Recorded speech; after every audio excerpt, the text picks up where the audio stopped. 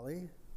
Our next presenter is Lisa Fenton, and I absolutely love that Lisa was in the program this year. She was kind, really real, and took on really hard topics. Her summer project was about community choice energy, and the amount of time and effort that she put into that project and making it so organized and comprehensive and correct was amazing.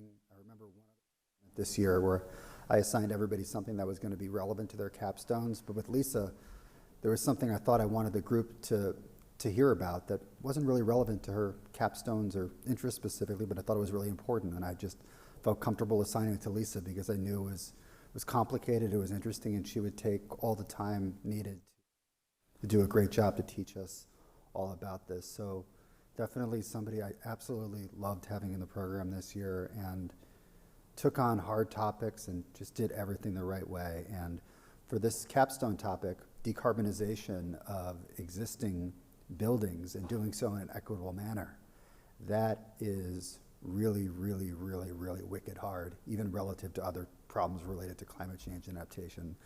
So with that, Lisa, you are up.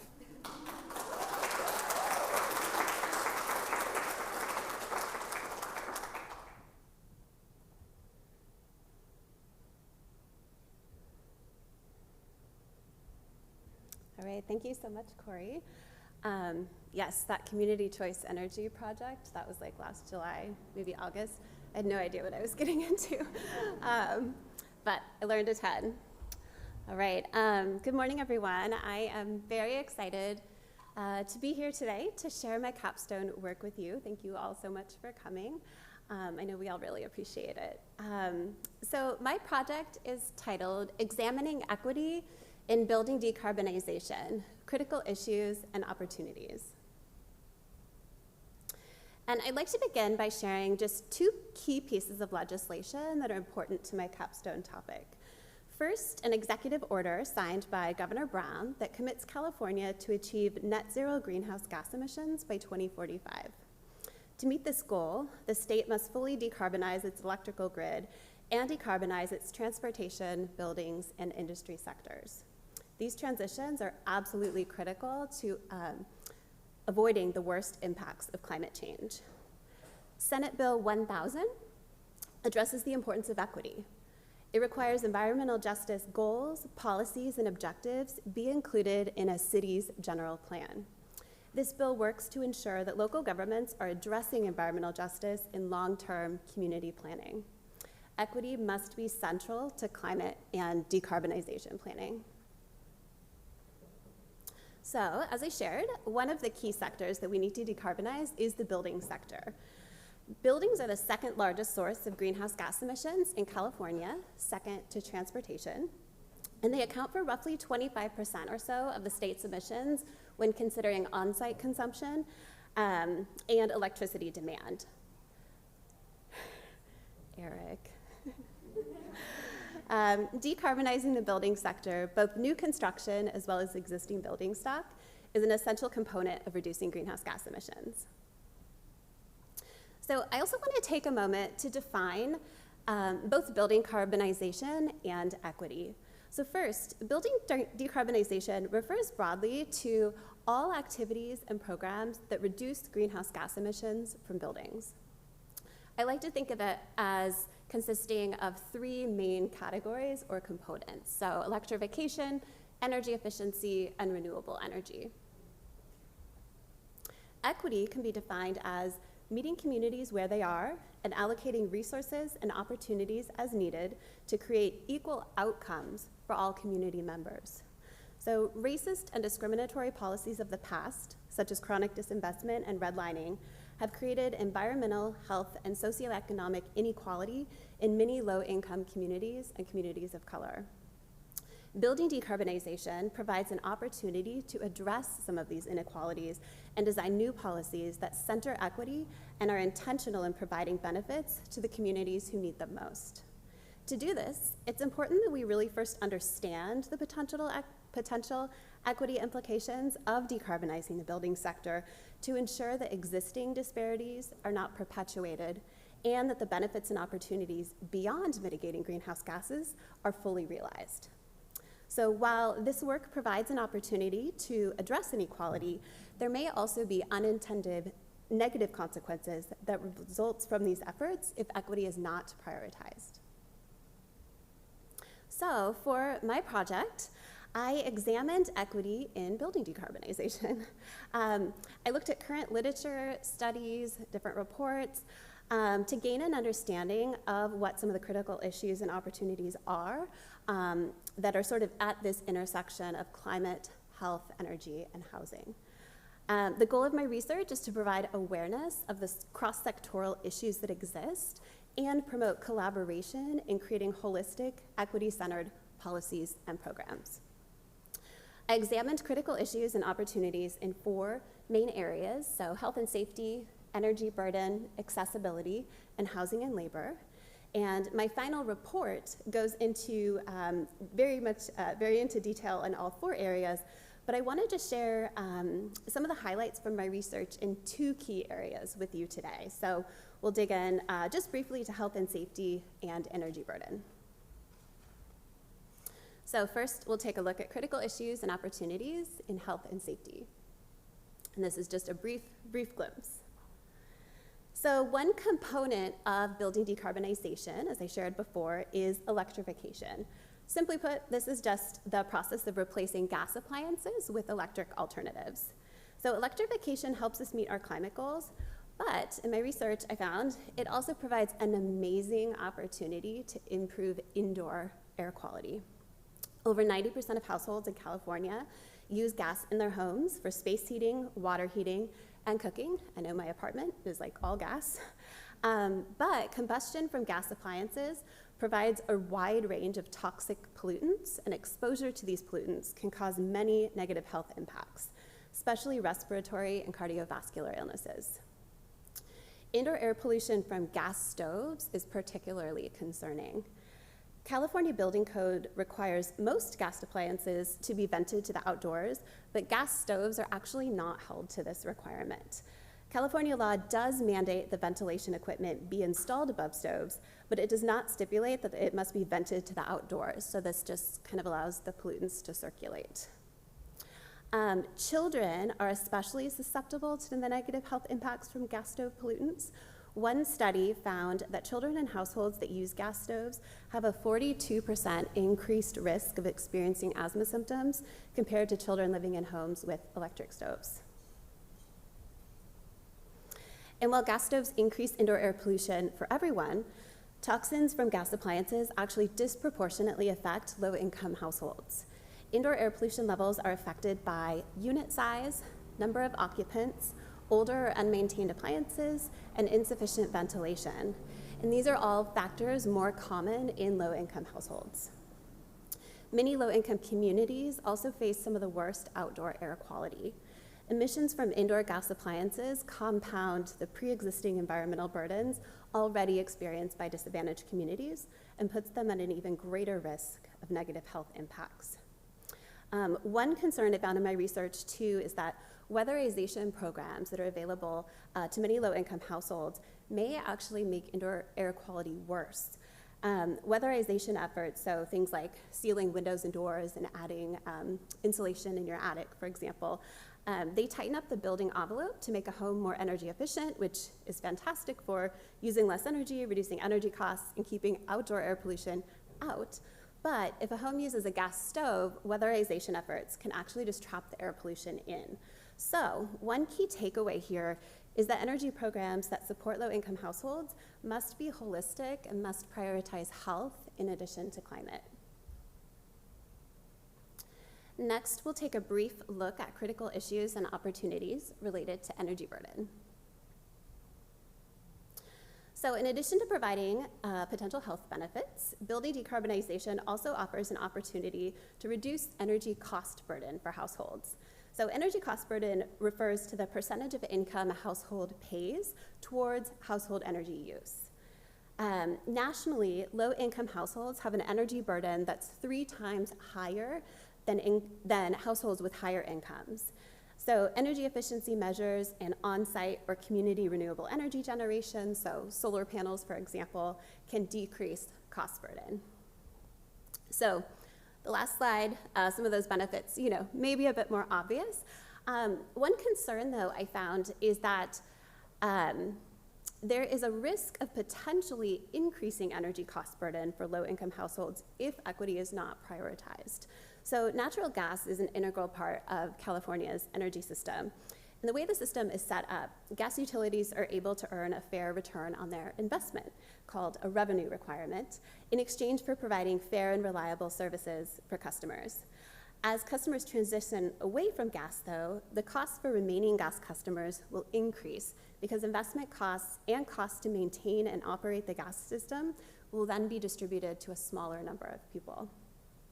As this happens, even more gas customers may then be incentivized to leave, and rates will increase even more, so sort of creating a feedback loop that accelerates the transition away from gas, which is, in my opinion, something we absolutely must do. I want to be clear on that, and is great for the climate, but it leaves remaining gas customers with a significantly higher energy burden.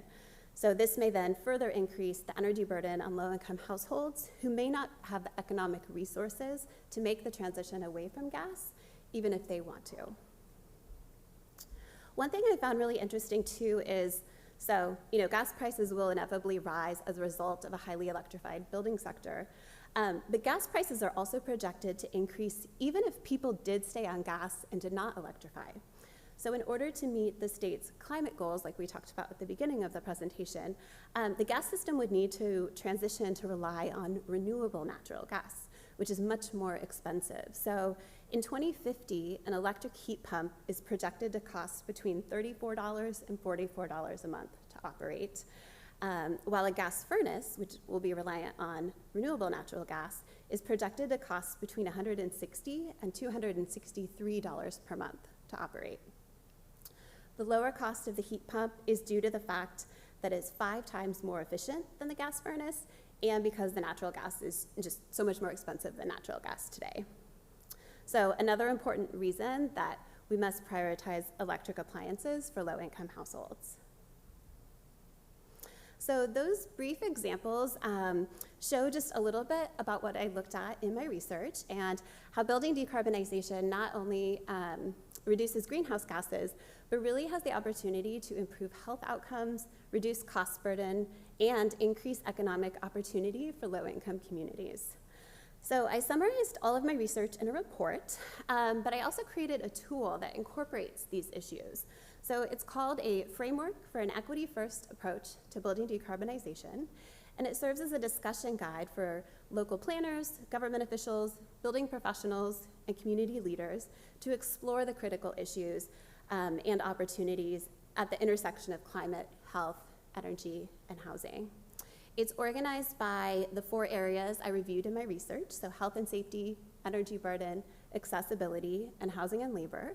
And it offers guiding questions. It's mostly a series of questions just to get people thinking about the interconnectedness, and recommendations to center equity in building decarbonization planning, and then again, really to promote the collaboration across sectors. So I'm excited to share that the framework will be published on the San Diego Climate Collaborative's website. The San Diego Climate Collaborative is a local nonprofit that serves as a network for public agencies to advance regional mitigation and adaptation efforts. And their mission is to bring people together and advance climate change solutions. So the framework dives deep into many of the critical issues that we need to think about with building decarbonization, planning, and policy. But I also today just wanted to offer some high-level best practices for centering equity. So first, policies and programs must address starting line disparities and target benefits to those who need them most. They must also begin with community engagement. Community voices must be central in shaping new policies and programs. And lastly, they must also be holistic and integrated across climate, health, energy, and housing. When programs are siloed, barriers continue to exist and potential co-benefits, so improved health outcomes, for example, may be missed. So I'd like to end today by thanking my Capstone Committee, Gabby Medina and Darby Berry, who are both at the San Diego Regional Climate Collaborative. I was able to partner with them on this project, and then our very own Dr. Corey Gabriel. I just want to say thank you all for your amazing support and guidance throughout the project. Thank you.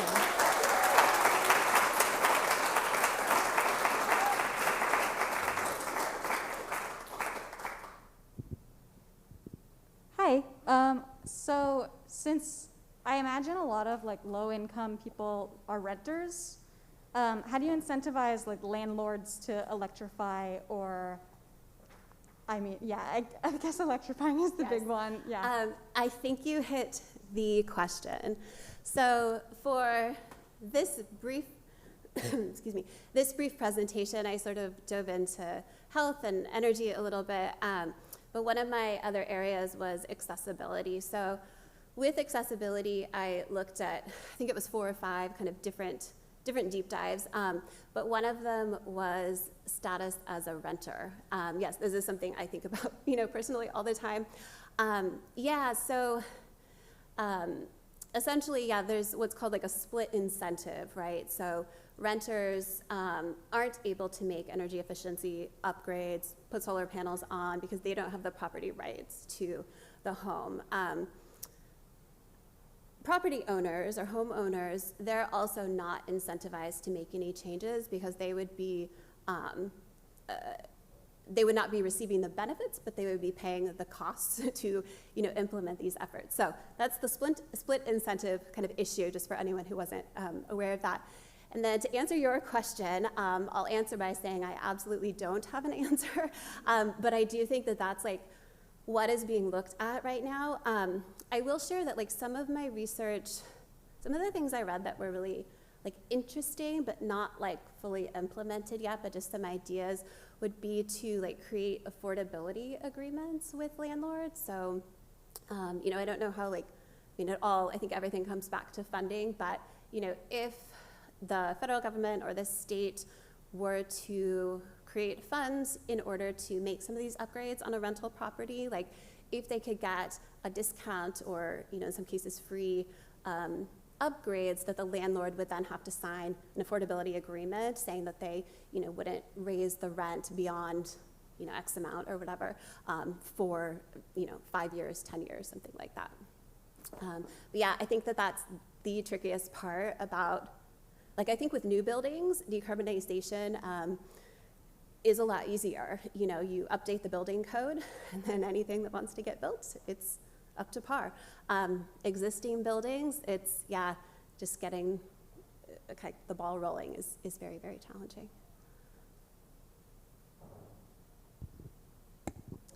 Hi, Lisa. I just want to say congratulations, and it was a pleasure working with you. We are very excited for this framework to be published on our website and have it be used in a real-world approach and applied approach. And so it's great research, great job, and like you said, this topic is very new, and new waters to kind of explore, and equity at the center of it is crucial. So just great job.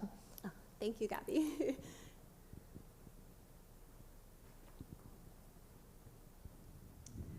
Thank you. Yeah, this was fascinating. I've got to say that for the first time in my life, I appreciate my electric stove. Honestly, I've always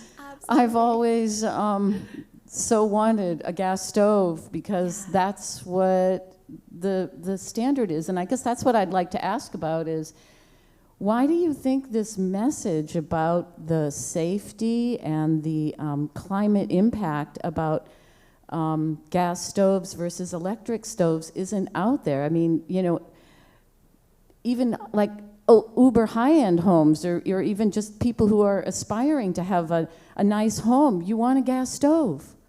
Who knew that you're actually helping more and staying safer by having an electric stove? Yeah, I had no idea of the health impacts until I dove into this project. I knew about the climate aspect with electrification, but yeah, I think so much of the research that I looked at is literally all within the last couple of years. So I do think the conversation is changing. I think it's becoming guided like more towards health in combination with climate. I think it's both. I think one, like natural gas just became so cheap, and so that was just like the route to go. And I think historically, like an electric stove just has not performed, as up to par. Like I, grew up with electric stoves, and they just weren't as good as gas ones. I think that there have historically been a lot of incentives too to shift to gas stoves, which now looking back is horrible, but. Yeah, and then I think some of my research too, this is more recent, but there's even like on TikTok, there's like natural gas influencers who are like cooking with like their gorgeous gas stove, and I don't know, so that's from a couple years ago, but I think we just have to like shift the attention, so yeah. Yeah.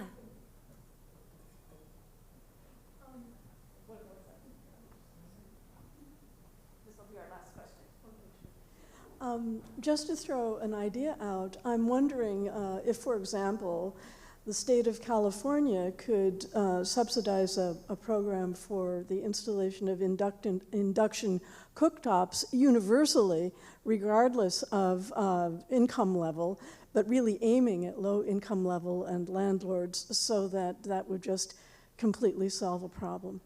That would be amazing. Yeah, I think, everything comes back to funding. So like my dream would be to start with disadvantaged communities, like if we're just talking locally, those who are specifically like in areas with poor outdoor air quality. Like I think that's where like I would love to start. There are some pilot programs happening. There's a program in New York that is, it's a pretty small program, and they don't have their like data available yet, but essentially they are providing induction stoves in affordable housing units, and they're doing a study where they're measuring, the air quality and stuff. It's a lot of studies like still coming out about the health impacts. And specifically, they chose for that study, one resident in the unit must also have asthma so that they can kind of check like the health impacts. But yeah, as far as funding, I mean, you're going to end up saving like on health bills potentially. It was very broad and big, so I don't know any numbers or anything, but. The success of solar panels, just to Yeah, say one definitely. All right, thank you.